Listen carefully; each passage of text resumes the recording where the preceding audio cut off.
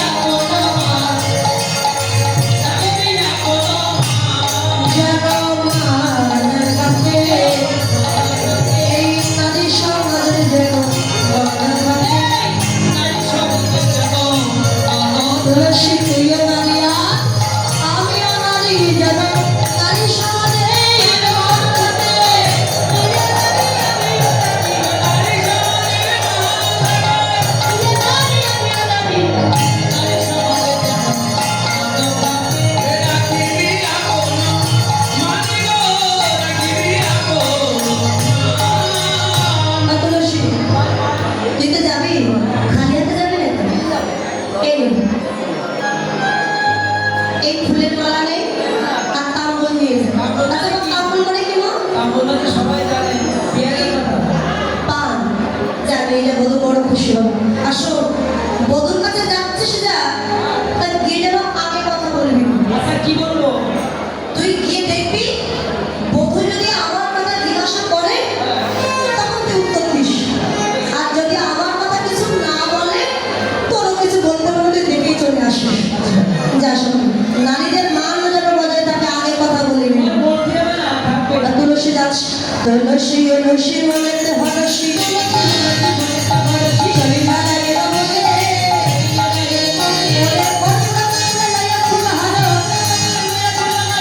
সরস্বী কুলে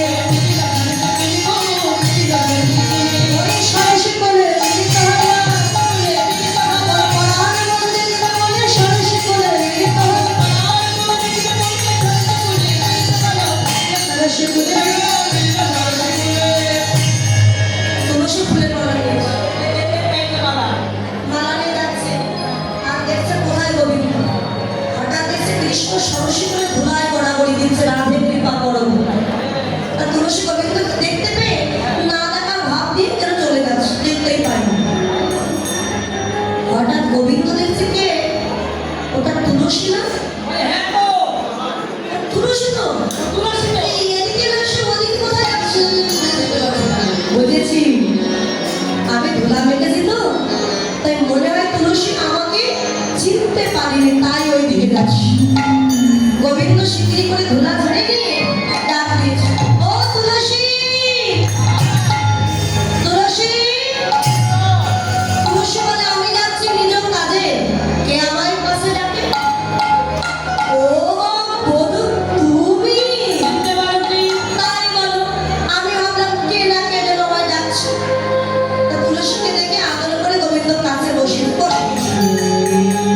সঙ্গে সঙ্গে গোবিন্দ সেই ফুলের মালা তুলসী গোবিন্দের গলায় পরিয়ে দিয়েছে।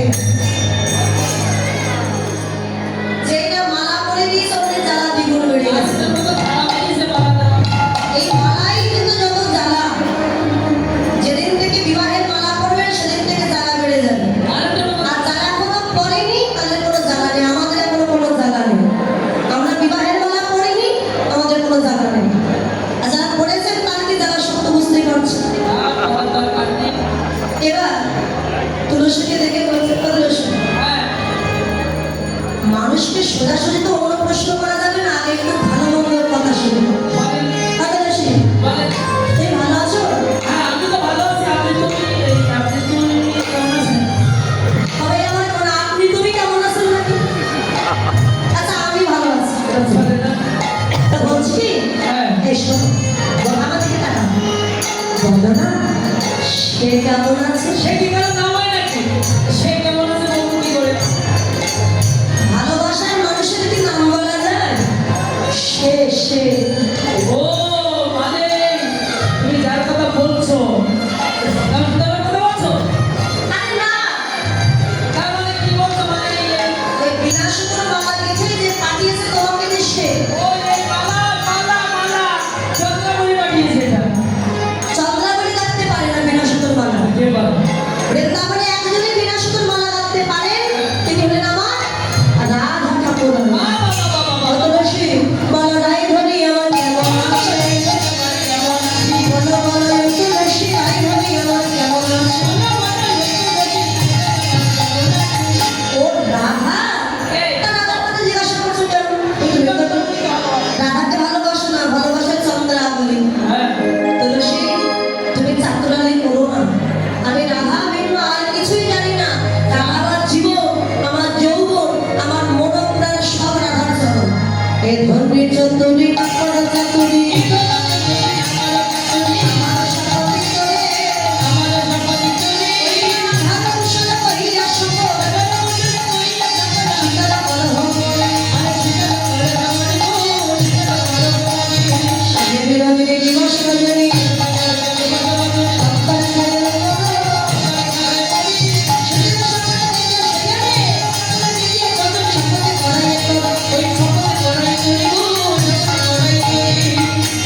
জানো, আমি যখন ঘুমিয়ে থাকি, আমি ঘুমের ঘরে রাধাকে দেখতে পাই, যখন জেগে থাকি তাও সামনে সামনে রাধাকে দেখতে পাই।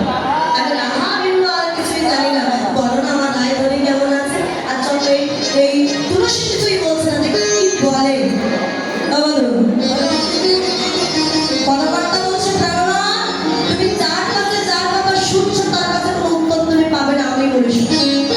সময় জানিয়া সেখানে আসিয়া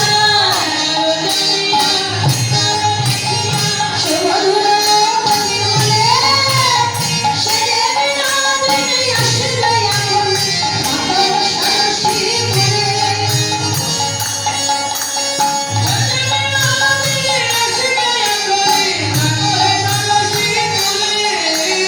বসে বসে নাম কর, আমার নয়ন জলে হাস, বসে বসে নাম কর। বলে প্রাপ্তি বস্তু নিকট হবে,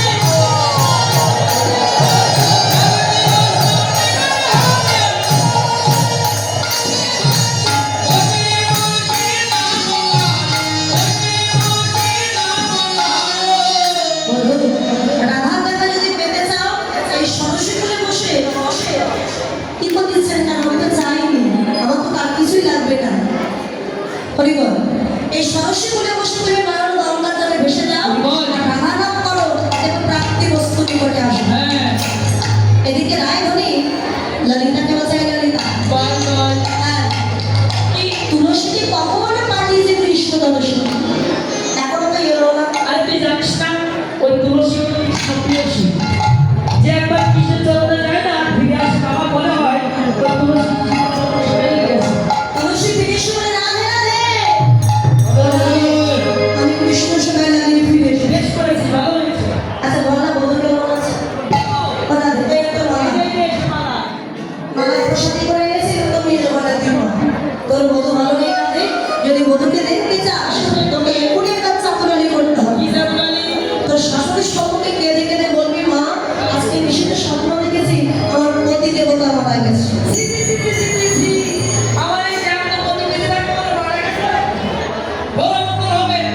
এই তোমার পতি, শোনো, কৃষ্ণ ভজনে যেতে গেলে কি একটু একটু মিথ্যে বলা যায়, এতে কোনো পাপ হয় না। তার শাশুড়িকে আসতে দেখে রায় ধরে কাঁদতে শুরু করে দিয়েছে। ছলনা না করলে তো ভানু বোঝা যেতে পারবে না, তাই ছলনা করেছে। শ্বাস ছাড়িয়া শ্বাস মুখে কাঁদে বিমুক্তি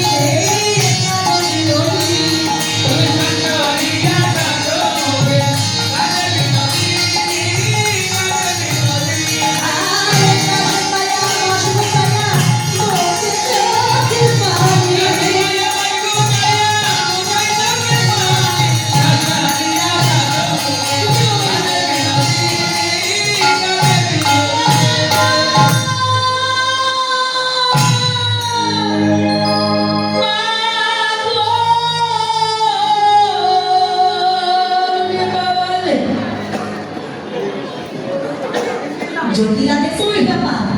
আমার বাড়িতে আমার করে বেশ রাধারানী কেনেছেন একটা সুরে, এত মধুর সুর, আর এত বেসুর। আছে কোনো সুর নেই রাধার মধ্যে।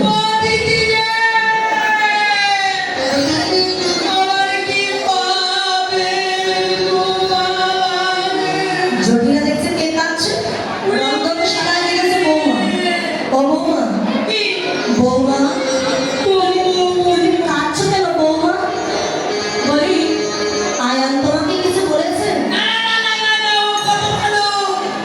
এই কুটিলা তোমার কিছু বলেছে? আরে গ্রামের লোক তোমার কিছু বলেছে? আরে বৌমা কাঁদছো কেন? নিশ্চয়ই একটা কারণ তো আছে, বলো। কারণ তো আছে মা, আমি যদি বলি না তুমি আমাকে এক্ষুনি মেরে বার করে দেবে। আমি তোমার কিচ্ছু বলবো না, তুমি বলো তোমার কান্নার কারণটা কি? আচ্ছা আমি যদি বলি তুমি আমাকে মারবে না তো মা? আমি কিচ্ছু বলবো না, বলো কি হয়েছে? তাহলে শোনো না, আমি একটা স্বপ্ন দেখেছিলাম। তোর পাগলের স্বপ্ন সবাই দেখে, তাই বলে তুমি কাঁদে না? একটা শব্দ নয় মা, একটা শব্দ নয়, এত শব্দ। তা কি স্বপ্ন দেখেছে শুনি? আমি বলতে মারবে না তো? না, আমার তাহলে শোনো, আমি নিশীথে স্বপ্ন দেখেছি আমার হাতের টাকা ভেঙে গেছে, আমার শরীর শরীর মুছে গেছে, আমার পতি দেবতা মারা গেছে। কি বলবো রে আমি? তুমি বলে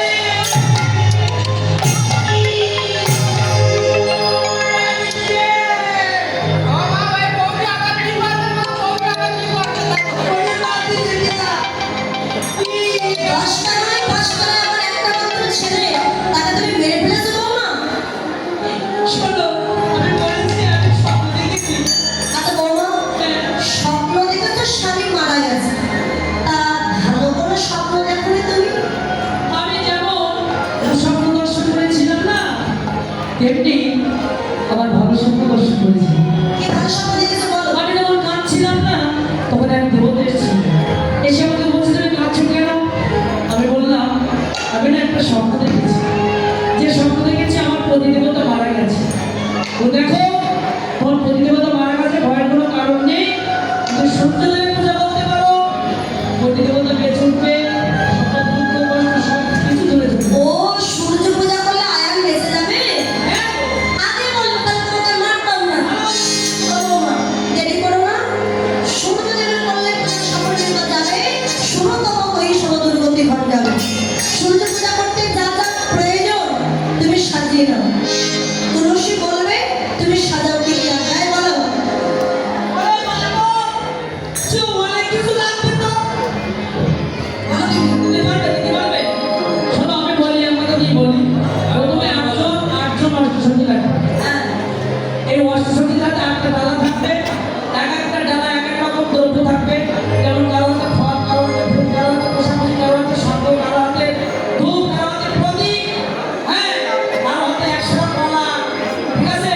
অষ্টশোকে নাচবে এটাও বলতে এই সমস্ত পূজাতে দ্রব্যগুলো আছে, ঘন্টা, এগুলো লাগবে। ঘরটা পোশাক কষি মিষ্টি মিষ্টান্ন আসন শাঁখা সিঁদুর আলতা শাড়ি আর স্বাধীন করি, সব লাগবে, নিয়ে আসুন। আরে কিছু মাখামাখি করার জিনিস আছে যে, আর তোমাকে বলতে হবে না, আমাদের দেওয়া সামর্থ্য আছে, আমরা দিতে পারবো না। হাতের কানের নাকের গলার, তারপরে এবার তুলসী বলতে রায়ধনের সাজাতে লাগলো। তুলসী বচনের সাথে সাথে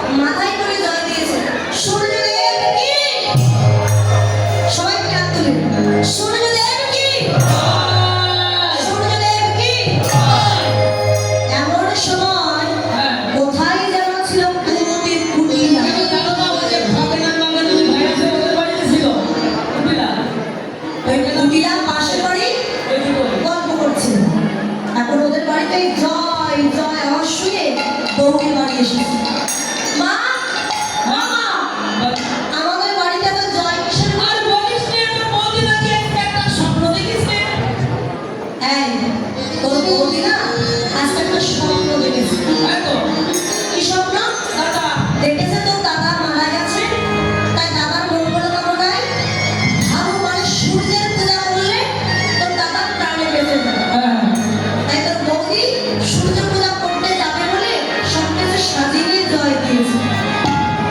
কুড়িরা বলছে এবার বুঝতে পেরেছি হ্যাঁ, দেখ কি করবি। তোমারও ভানু পূজা নাকি তোমার এই কানু পূজা?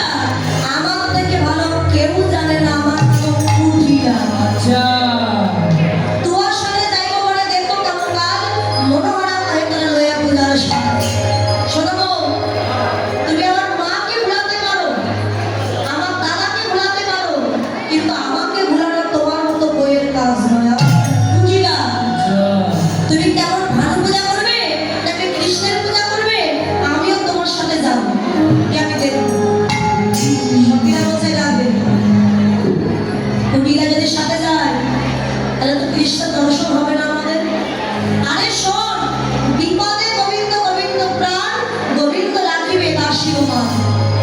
আমরা গোবিন্দের নাম স্মরণ করে বাহির হব রাস্তায়, আমাদের গোবিন্দই আমাদের রক্ষা করবে। তা সখীগণ তিনি রায় ধরে শুনতে পেরে যাবে, সকল হলু ধরে হরে ধরে।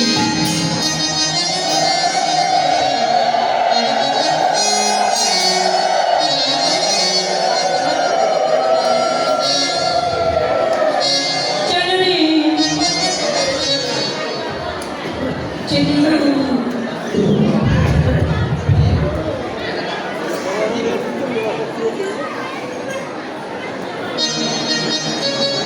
এখানে কিছু মহিলা হলে ভালো নাচ, এখানে নাচলে হলে কিছু মহিলা হতে তো ভালো হয়।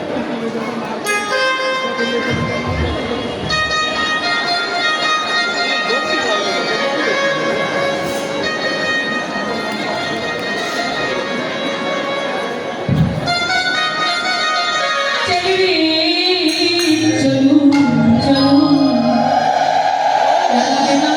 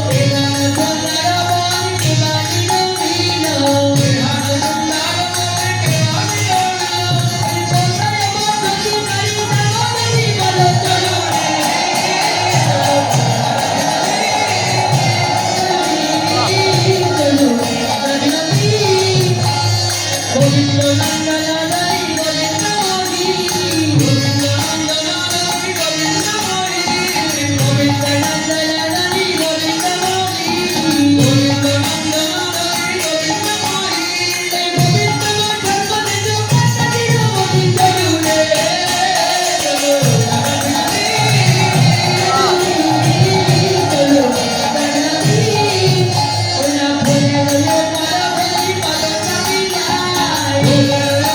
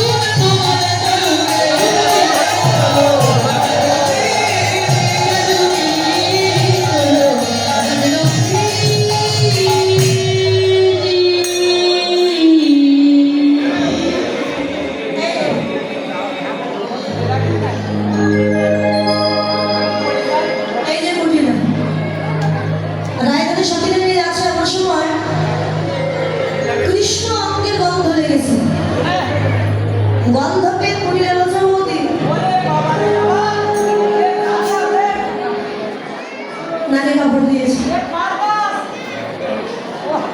বাবা, যারা কৃষ্ণ ভক্ত না তাদের নাসিকায় তো কৃষ্ণ অঙ্গের গন্ধ তো কিসের মতো লাগবে, তাই তো নাকে কাপড় দিয়েছে। তো বৌদি, এই সুন্দর ঘর কে নির্মাণ করেছে, তার কি বা নাম, কি বা ধান জানো নদী? এই ঘরে বিশাল বড় দৈত্য আছে, তার ঠ্যাং দুখানা তাল আছে, লম্বা লম্বা দাড়ি, হাত দুখানা উলোর মতো, দাঁত দুখানা উলোর মতো। যদি কোনো বিধবা নারী দেখে, তাকে ধরে নিয়ে গিয়ে পাহাড়ের উপর থেকে ধাক্কা দিবে। কুটিরা জঙ্গল করে কাঁপছে বৌদি। আমার তো খুব ভয় লাগছে বৌদি। ওই দৈত্য যদি আমার ধরে নিয়ে যায়,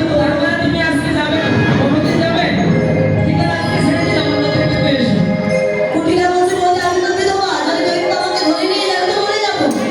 তা তুমি আমাকে ছেড়ে দাও, আমি আর একদিন আসবো। ওই দৈত্যের ভয়ে আমি আর যেতে পারবো না। রায়ধনী একটু ভয় দেখিয়েছে আর সে ভয় কুটিরা চলে গেছে। রায়ধনী সঙ্গে নিয়ে ভালো মন্দিরে উপস্থিত হয়েছে। ভালো মন্দিরে সব গোছানো আছে কিন্তু ব্রাহ্মণ না।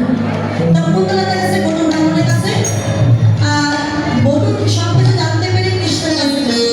এই ভাই কানা, আজকে তোকে ব্রাহ্মণ বসে সূর্য পূজা করতে হবে, পারবি তো ভাই?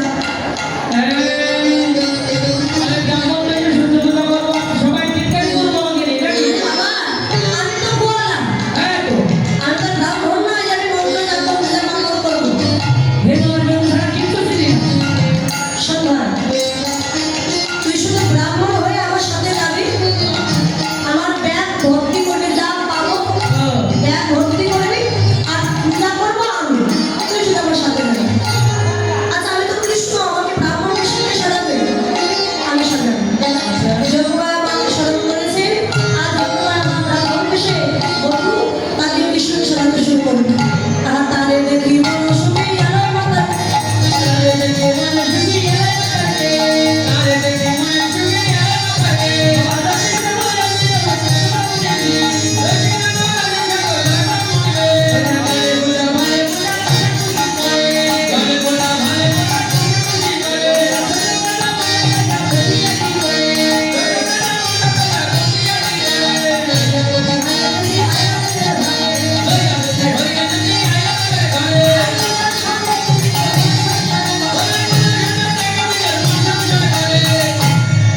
এবার এই কৃষ্ণকে ব্রাহ্মণ সাজিয়েছে।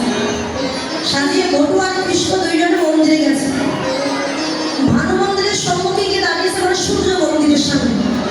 সঙ্গীরা দেখছে ব্রাহ্মণের সাথে বসার জন্য আসন দিয়েছে, দুইজন বসেছে।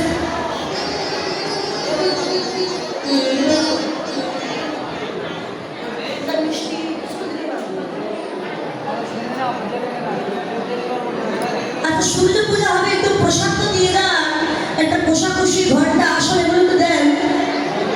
কথা শুনে না নাকি কত আচ্ছা, মন্দিরের দায়িত্বে যিনি আছেন আমি তাকে উদ্দেশ্য করে বলছি, এগুলো পাঠিয়ে দিন। ওরে বাবা, এবার বটু ব্রাহ্মণ এবং কৃষ্ণ বসেছে, ললিতা দেখছে ব্রাহ্মণ এসেছে, তার চরণ ধৌত করতে গেছে। বটু দেখছে কৃষ্ণকে তো ব্রাহ্মণ সাজিয়ে গেছে, এখন যদি চরণ ধৌত করে দেয়, চরণ ধৌত করে দিলে কৃষ্ণকে রং চাল মাখিয়ে গেছে, রং চাল ধুয়ে যাবে, সবাই চিনে ফেলবে যে এটা কৃষ্ণ। তাই বটু বলছে, এই যে ব্রাহ্মণ, এই যে সতীগণ শোনো, এটা আমাদের কবির ব্রাহ্মণ, এটা বর্ধমানের শিষ্য, এর নারীকে স্পর্শ করে না, নারীর বদল থাকে না। তা তোমরা তার চরণে স্পর্শ করো না, তবে কিন্তু তোমাদের পাপ হবে। এখন ললিতার সঙ্গে বটু চরণ ধৌত করেছে, যেহেতু ব্রাহ্মণ বর্ণের শ্রেষ্ঠ, চরণ ধৌত করলে কিন্তু কৃষ্ণ চরণ আর ধোয়াতে পারল না। তাকে দিয়েছে কোমরে বাঁশি গুঁজে রাখা। ললিতার সঙ্গে একটু জল নিয়ে দূর থেকে কৃষ্ণ চরণে ছিটিয়ে দিয়েছে। দেওয়ার সাথে সাথে রং চং ধুয়ে গেছে, সঙ্গীরা বুঝতে পারলো যে আর কেউ নয়, প্রাণ গোবিন্দ এসেছে। তা বধূ যেমন চাতরানি করছো, আমরা একটু চাতরানি করি তোমার সাথে।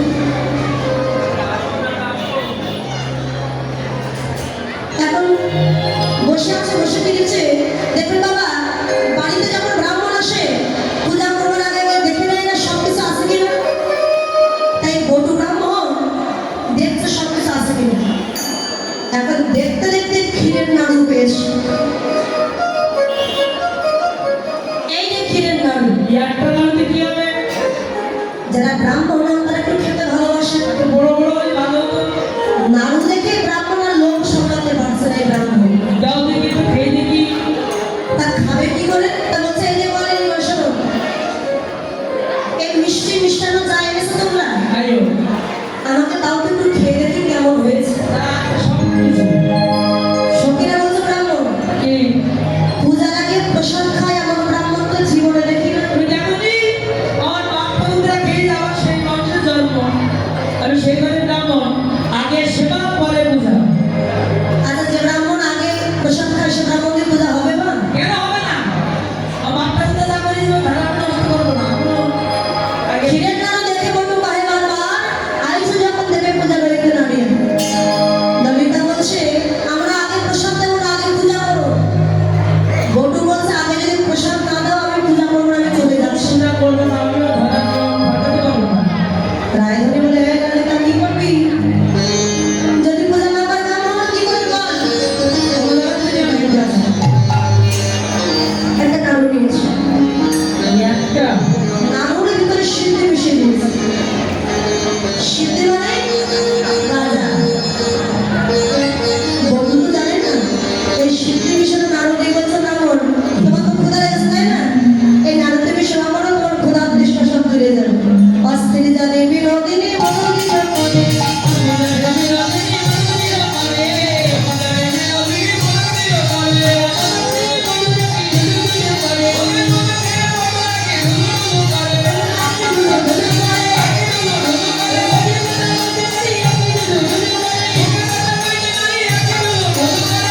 ওরে বাবা রে। ব্রাহ্মণ এই নাম শোনার পরে মাথা ঘুরে অজ্ঞান হয়ে পড়ে গেছে। সত্যিটা বলছে রাধে, এই মন্দিরে তো আর কেউ নাই, তো দেখ তো কৃষ্ণ ব্রাহ্মণ এসে এসেছে, তা ঝুলন নির্মাণ করছে, আমরা রাধা গোবিন্দকে ঝুলনে দেবো।